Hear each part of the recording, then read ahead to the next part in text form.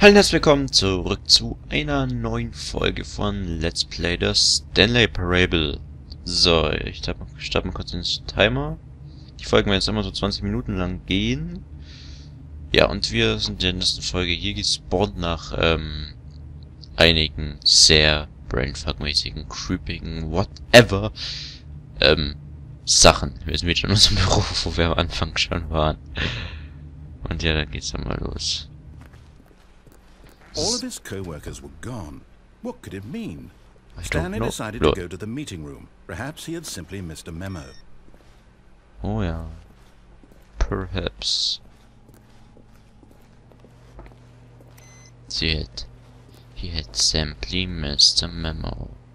Awaiting input. What the fuck? Okay.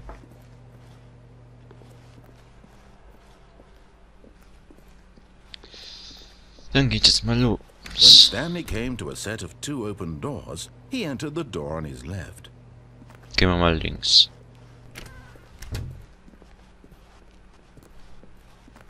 So.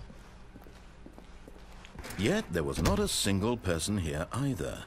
Okay. Feeling a wave of disbelief, Stanley decided to go up to his boss's office, hoping he might find an answer there. Let it boil up inside you.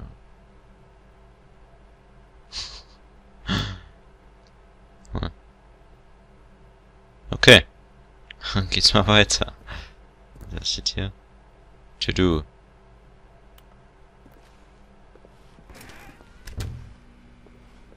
Hier folgt mich jemand. Coming to a staircase, Stanley walked upstairs to his boss's office. Okay. Geh mal hoch. Ui. What the fuck einfach. Executive bedroom.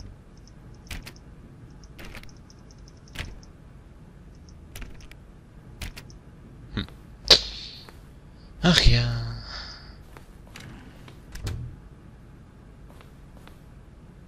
Oh Alter, ohne Scheiß.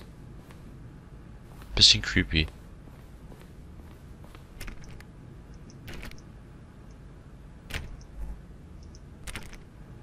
Okay. Geht's hier lang? Stepping into his manager's office, Stanley was once again stunned to discover not an indication of any human life. Shocked, unraveled, Stanley wondered in disbelief who orchestrated this. What dark secret was being held from him?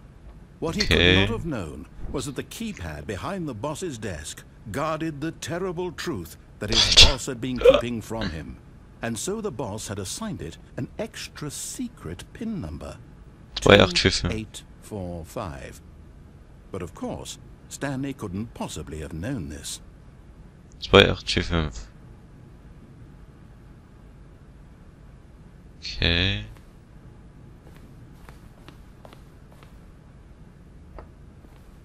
Was muss ich jetzt genau? Stanley just sat around twiddling his thumbs.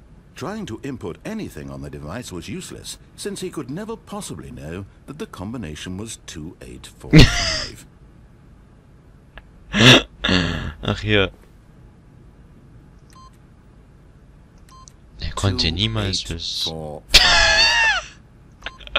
Yet incredibly, by simply pushing random buttons on the keypad, Stanley happened to input the correct code by sheer luck. Amazing. He stepped into the newly opened passageway. Nice. Oh Gott.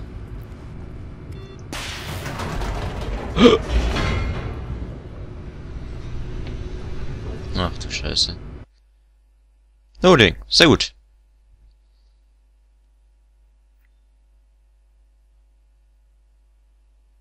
Alter, what the fuck, einfach nur. Alter.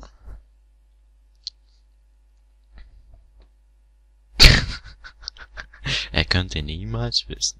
Descending deeper into the building, Stanley realized he felt a bit peculiar. It was a stirring of emotion in his chest, as though he felt more free to think for himself, to question the nature of his job. Why did he feel this now, when for years it had never occurred to him? This question would not go unanswered for long.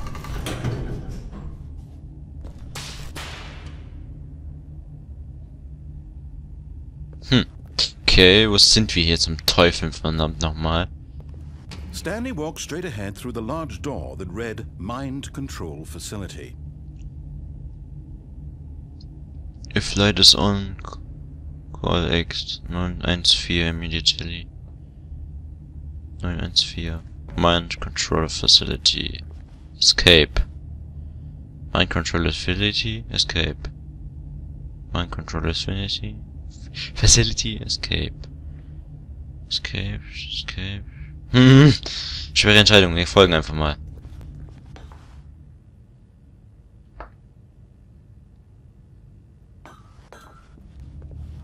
Boah, ich will wissen, was das ist.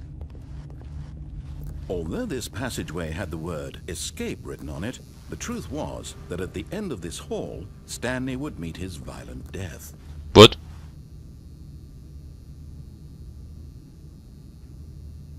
Komm, wir gehen einfach mal lang. Fuck it! The door behind him was not shut. Stanley still had every opportunity to turn around and get back on track.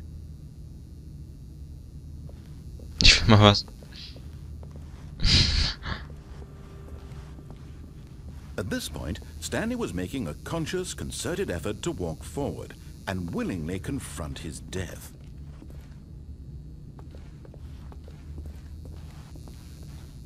Oh.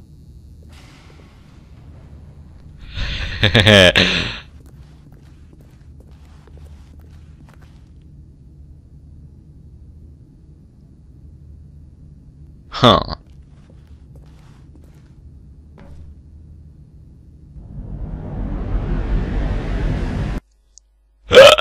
Alter, das Spiel ist schon crazy. Lol. Okay. Bin ich jetzt in meinen Tod gesprungen? Lol. Lol. Lol. Da. Wie kann ich... As the machine whirred into motion and Stanley was inched closer and closer to his demise, he reflected that his life had been of no consequence whatsoever. Stanley can't see the bigger picture. He doesn't know the real story, trapped forever in his narrow vision of what this world is. Perhaps his death was of no great loss, like plucking the eyeballs from a blind man. So he resigned and willingly accepted this violent end to his brief and shallow life. Farewell, Stanley.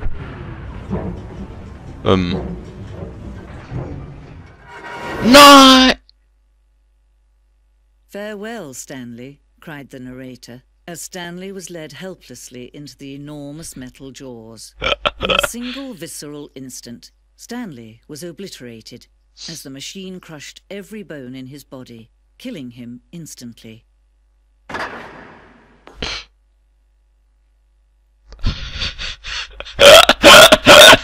Alter! What the fuck? Ohne Scheiß! What the fuck einfach nur?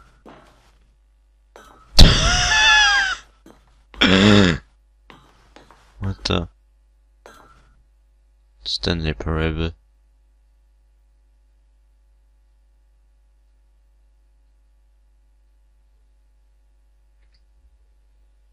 The Stanley Parable. Lol.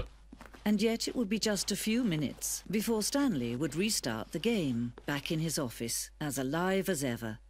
What exactly did the narrator think he was going to accomplish?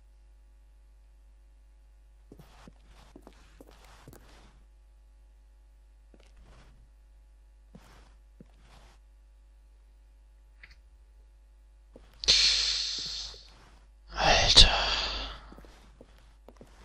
Okay. When every path Lol. you can walk has been created for you long in advance, death becomes meaningless, making life the same. Do you see now? Do you see that Stanley was already dead from the moment he hit start?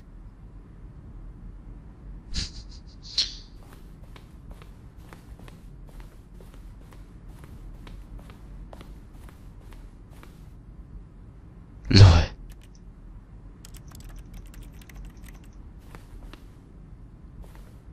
Office Layout.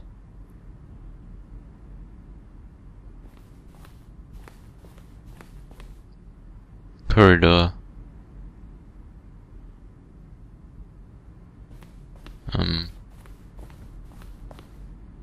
The two doors. Lol, Tatsache.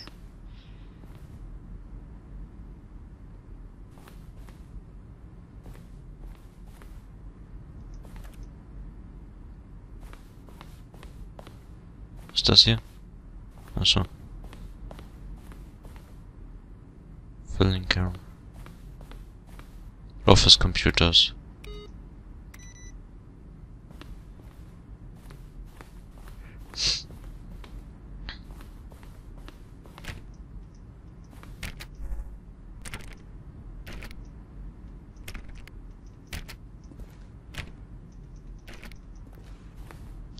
The office. Komm schon. Okay. Ich hab Angst. Button sounds. A selection of the sounds used in the game.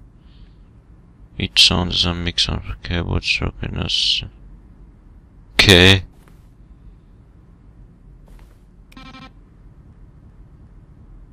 Leck.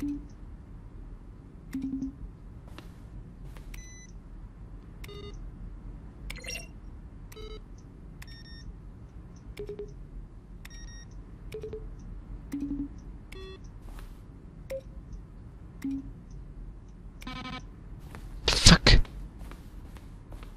Leute, ich hab die doch gerade ausgemacht. Verarscht mich nicht. Credits.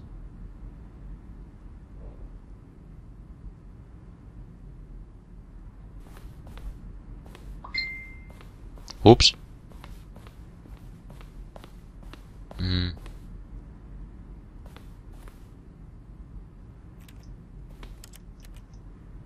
Boss Office. Okay.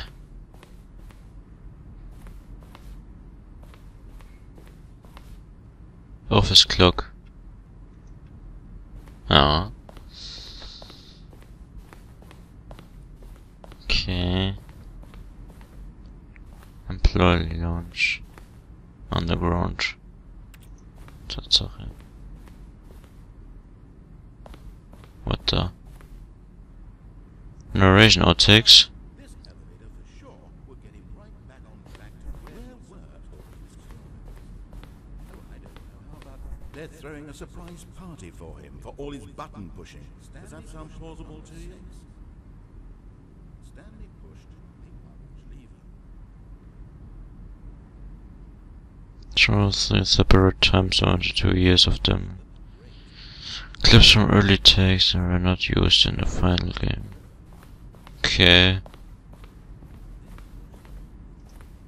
Okay. Alter, das ist creepy. Alter. Ist das Spiel schon vorbei? Nein. Ich bin jetzt nur zum Freedom Ending. Was the very first interaction of the Freedom Ending in the game's alpha.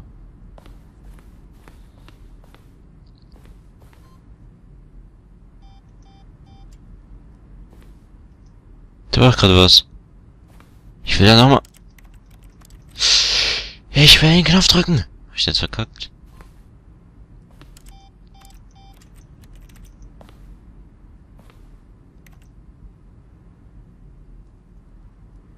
Okay.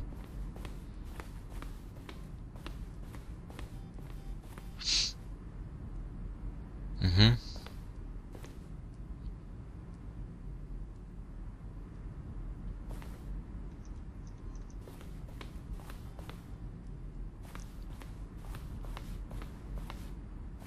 Okay.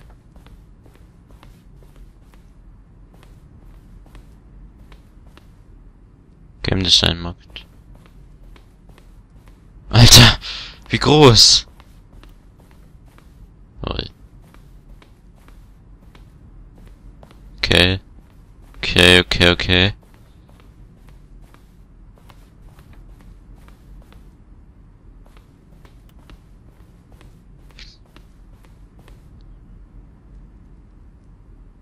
HD Remix.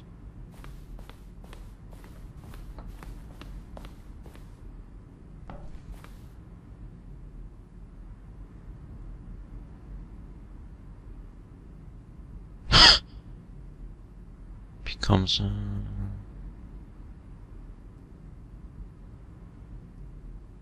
Alter, das ist creepy. Okay.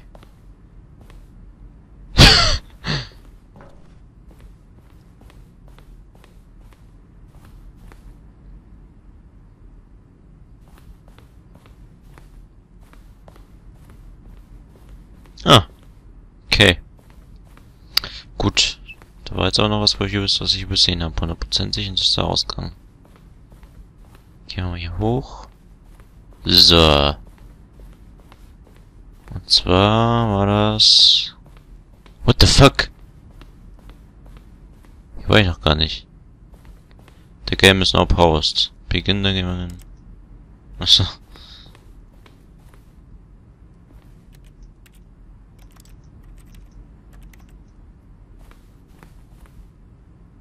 Aha. Aha. Okay. Alter.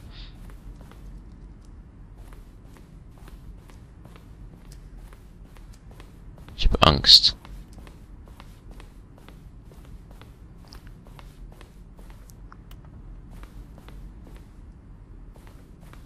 Alter. From character subject question. Game feature. Kann ich fast nicht lesen, Alter. Okay, wo geht's hier lang? Okay. Aua. Hier war ich schon. Das Spiel verwirrt mich leicht.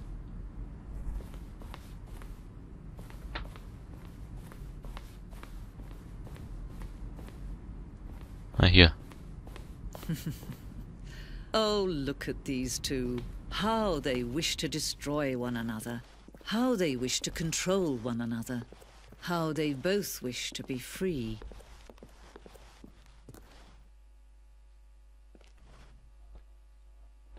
Alter. Das ist crazy.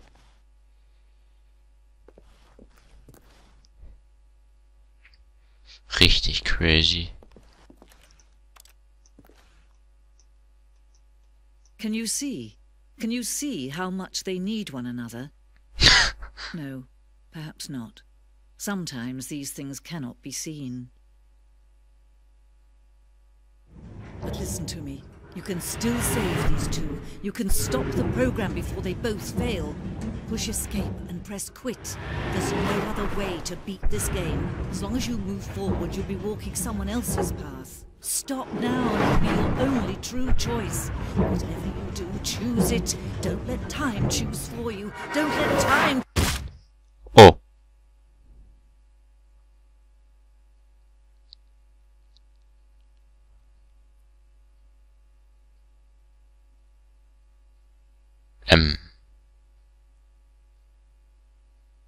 Hallo?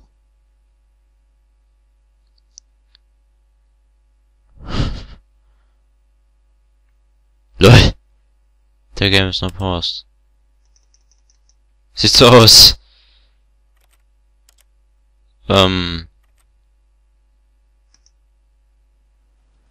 Okay.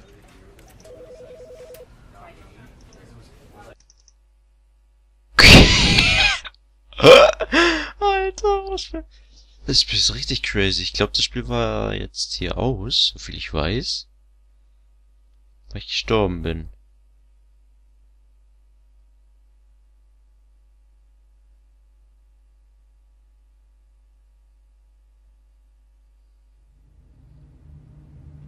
Die Zeit ist auch gleich vorbei. Ja, wir sind wieder hier. Und ich würde sagen, wir probieren jetzt noch das andere aus. All of his co-workers were gone. What could it mean? Stanley decided to go to the meeting room. Perhaps he had simply missed a memo. Alter, das Spiel ist richtig geil. When Stanley came to a set of 2 open doors, he entered the door on his left. Oh ja. Yet there was not a single person here either. Feeling a wave of disbelief, Stanley decided to go up to his boss's office, hoping he might find an answer there. Geht eigentlich runter? Coming to a staircase, Stanley walked upstairs to his boss's office. Ich will wissen, was runter geht. Angst.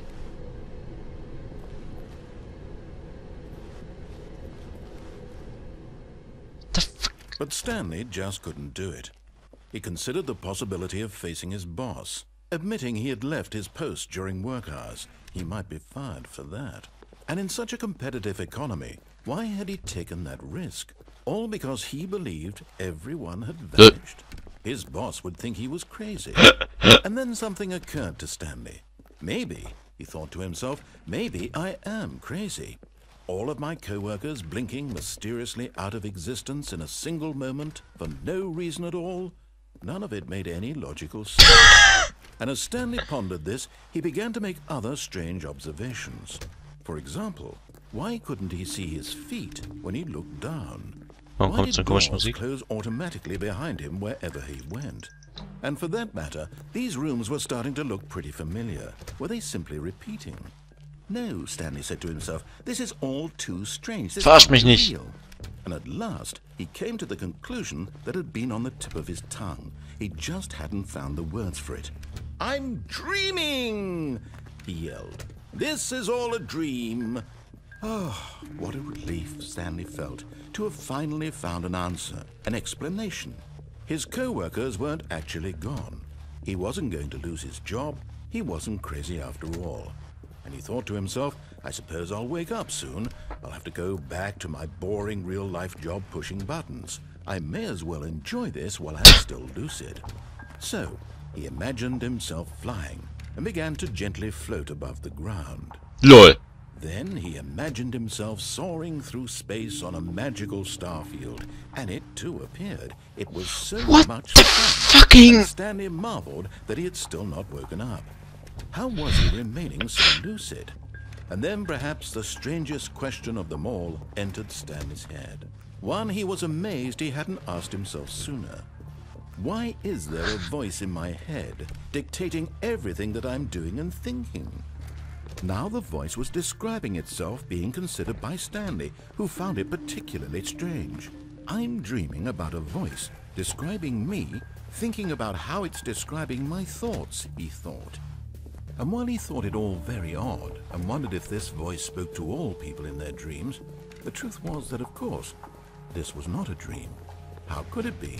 Was Stanley simply deceiving himself, believing that if he's asleep, he doesn't have to take responsibility for himself?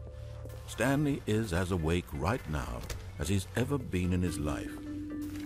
Now, hearing the voice speak these words was quite a shock to Stanley. After all, he knew for certain, beyond a doubt, that this was in fact a dream.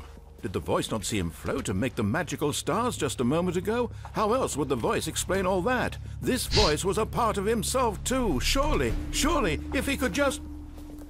He would prove it. He would prove that he was in control, that this was a dream. So he closed his eyes gently, and he invited himself to wake up. He felt the cool weight of the blanket on his skin, the press of the mattress on his back, the fresh air of a world outside this one. Let me wake up, he thought to himself. I'm through with this dream. I wish it to be over. Let me go back to my job. Let me continue pushing the buttons. Please, it's all I want. I want my apartment, and my wife, and my job. All I want is my life exactly the way it's always been. My life is normal. I am normal. Everything will be fine. I am okay. Okay. What? Stanley began screaming. Please, someone wake me up. My name is Stanley. I have a boss. I have an office. I am real. Please, just someone tell me I am real. I must be real. I must be. Can anyone hear my voice? Who am I? Who am I? And everything went black.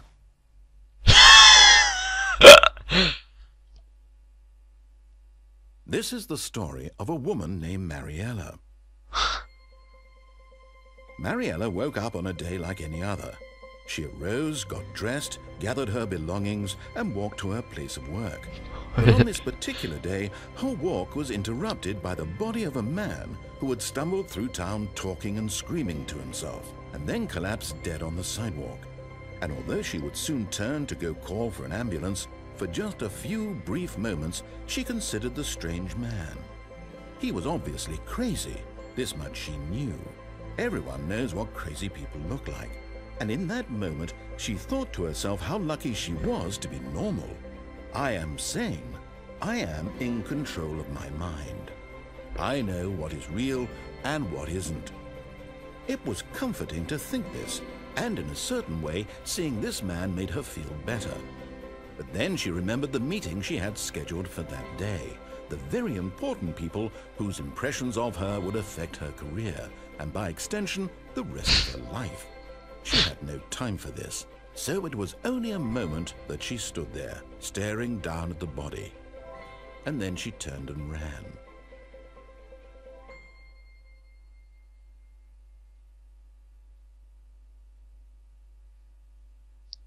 What the fuck?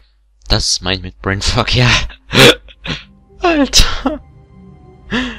So. Und das andere Ende schauen wir uns dann in der nächsten Folge an von Let's Play. Das Stanley Parable, wahrscheinlich im letzten Part. Tschüss.